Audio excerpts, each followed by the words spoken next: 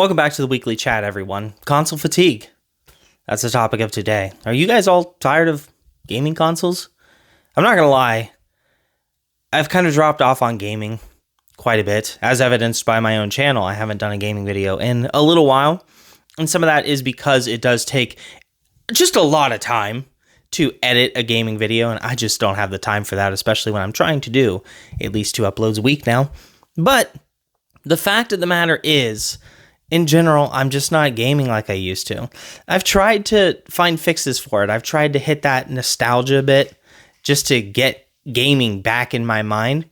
And it's just not working very well. I guess part of that is due to that horrible problem that I have of not finishing things that I started. Like I've got such a backlog of things that I've yet to finish. A ton of video games. And we're also talking that Lego Atari 2600 that I started building earlier this year. Yeah, it's still not done. So things like that, it's just, I don't know. There's something mental about it where I can't finish books. I've started like 5 books, started reading 5 books and haven't finished them. Audiobooks, not so bad, but I'm not the one reading that. Someone's reading it to me, like Mama Bird feeding me a nice partially eaten meal.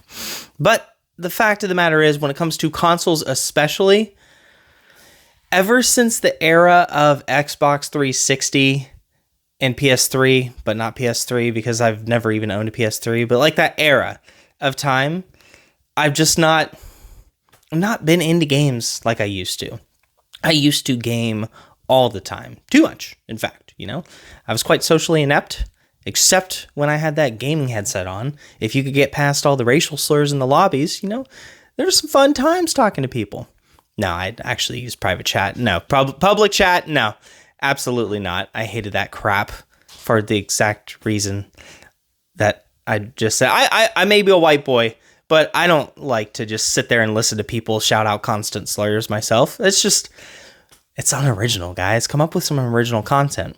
So, back during Halo Reach, Gears 3, all that jazz, that era, I was playing video games constantly, almost nonstop. Whenever I wasn't at work or in college, I was gaming. That's just what I was doing, I had a lot of fun with it. Then the Xbox One came out, and for the longest time, I couldn't get it. I couldn't afford an Xbox One. I distinctly remember I finally had enough money to go get an Xbox One. I went to GameStop. I was going to go buy a pre-owned one and everything. I was like, you know what? This is so exciting. I can't wait to finally enter into this modern era of gaming. And then when I got there, I had second thoughts because I'm like, you know what? This is all my money that I have. I've saved up this money for this. I don't know about all that. And I ended up buying an Xbox 360. It was a brand new model that was modeled after the Xbox One. And it was supposedly really good. And I did love it. I thought that the performance of it was great. I thought that the design was awesome. And it was significantly cheaper than even a pre-owned Xbox One. So all in all, I was pretty happy and I kept up with the gaming. But because of that, it took me a very long time to get my hands on an Xbox One. I think it was probably 2017 that I bought one. Yeah. And it released in 2013. And I think in 2017 was when I finally got my hands on an Xbox One. And around that time, they were starting to stop producing games for the 360. So I really did have to upgrade. And I got the Xbox One. And initially I played it. Like a good amount of it. And then I just got tired of it so fast. I'd already started to experience it with the 360. Playing through Halo 4, I did a playthrough. And I thought, that was fun. That was a fun time. But it didn't grip me like Halo 3 and Halo Reach did. And when Gears of War 4 came out, no, absolutely not. It was gone. Like that magic that came with it was gone. But with that, I still had a fix. I went back and just kept playing Gears 3. I played a lot of Gears 3 all the way through the era of Gears 4, and I loved it.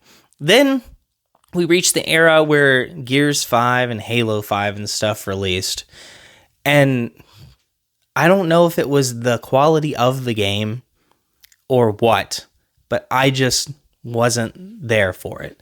Gears 5, I thought that the Horde mode was actually really decent. I played a little bit of it. The campaign was whatever. I didn't really care too much for the plot, but I didn't hate it by any means. Halo 5 is its own beast. People have complained about it plenty. I don't need to throw my hat in the ring. Just know that a lot of their complaints I also am complaining about too. But I don't know if it was the games that killed it for me or if it was just me aging. But I just have this fatigue now. And I switched over to PC. I got like a gaming laptop and everything. And I was playing it for a good amount too. But I think that consoles just killed the whole dang thing for me. Now they're releasing all this info on the new like Xbox Series X and the PS5 Pro that just look depressing. Like they don't seem worth it. Especially Xbox. How do you justify doing something like that? The Xbox Series S exists. And because the Series S exists, they make all games able to be played with it. You know what the problem with the Xbox Series S is? It is a fraction the power of the Xbox Series X. So a lot of games are capped at 30 FPS. The resolution's not as great. Everything's just dumbed down so that it can accommodate the Xbox Series S. But the X has never even seen a game that utilizes its full potential. And now they're releasing like a new version, like a pro version. Are you serious? Are you kidding me? Just make games that are actually made for the Series X. I don't know why they made the Series S to begin with. Even PlayStation didn't really have that problem. I just don't get it. I mean, again, back in the era of the Xbox 360, when they released a new version, it's because the new version saw, frankly, necessary upgrades. When the Xbox 360 first released, they had the Xbox 360 Arcade. And the Xbox 360 Arcade, let's be honest, was kind of junk. It didn't have built-in Wi-Fi capabilities. You had to add on this little thing in the back in order to adapt it to be able to have Wi-Fi. So all you could do is hardwire connect it. But when it first launched, that wasn't a huge deal because Wi-Fi wasn't as prominent back at the launch time of the Xbox 360. And if it did exist, it was frankly very slow. So it was understandable that it didn't have it. Then technology progressed. Internet speeds progressed. Wi-Fi improved. So they released the Xbox 360 Connect, which had built-in Wi-Fi capabilities, and they worked just fine. And then the third version that they did was just kind of a, here, have at it thing, where it was modeled after the Xbox One. You didn't need to buy it. It wasn't necessary to buy, but if you felt like buying it, it did have some nice new bells and whistles. It performed a little bit better. It wasn't necessary to get, but at the very least, it was cheaper than an Xbox 360 Connect on its launch day.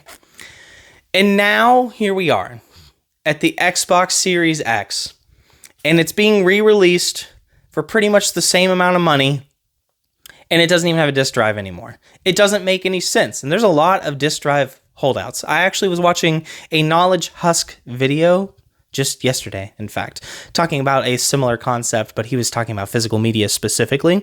And apparently there are a lot of people holding out. They're refusing to get their hands on consoles that don't have disk drives. They demand to use physical media. And this is not that. They're reducing what you get and charging you for more money. I'm not even going to get started on the PS5 Pro's price. Are you like, no, I just said I'm not going to get started on it. Why would I get started on it when I just said I'm not going to? But anyway, guys, do you feel this way too? Do you feel fatigued by the consoles? I don't know if it started with that, but I'm going to choose to blame Microsoft for all of my problems finishing projects. I keep staring at this. It's off screen, so you can't see it. But there is an enormous Lego treehouse that my friend gave me. And I have not started it because I haven't finished that freaking Atari 2600.